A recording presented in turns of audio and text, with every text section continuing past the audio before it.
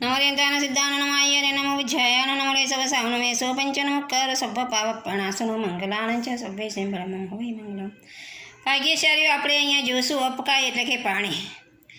પાણી વિશે આપણે જોઈ રહ્યા છીએ કે આપણું જૈન શાસન કહે છે કે જે પાણી છે એ જીવ છે. વિચાર કરો, એ પાણી વગર આપણા જીવનનો નિર્વાહ થઈ શકતો નથી, કોઈ બી જીવનો. કદાચ છે ને 2 દિવસ સુધી તમને ખાવા નહીં મળે તો ચાલશે, પણ પાણી વગર તમે નહીં ચલાવી લો. તો વિચાર કરો કે અપકાય જે છે જીવ, એ આપણા પર કેટલા ઉપકારી છે. એનો ઉપકાર તમે ભૂલી ગયા છો.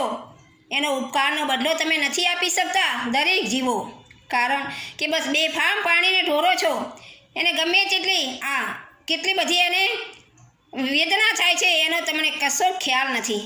આખા શિબિરમાં નાવા બેઠા તો એ આખા દરિયામાં જે પાણી છે એ બધાને કેટલી બધી કિલામના થાય છે એનો વિચાર તમે ક્યારેય નથી કર્યો. ક્ષણવાર તમારા સુખને કારણે તમે મન દુઃખને નોતરું આપી રહ્યા છો. ભાગ્યશાળીઓ, ફુવારા નીચે નથી નાહવાનું, હોજમાં નથી નાહવાનું. જેમ બને તેમ અપકાય એટલે કે પાણી ઓછું ઢોરવાનું. છતાંય આપણે ઓછું પાણી ઢોરશું તો એનું ઋણ તો આપણે ક્યારેય નથી ચૂકવી શકવાના.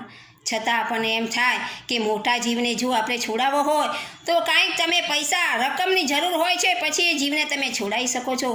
પણ આ જે અપકાયના જીવો છે એને તો તમે ભાવથી છોડાવી શકો છો. ભાવથી તમારે જે ઓછું બધું પાણી ઢોરવાનું, એનાથી એ જીવને સાતા રહે છે અને આપણને એનો લાભ મળે છે.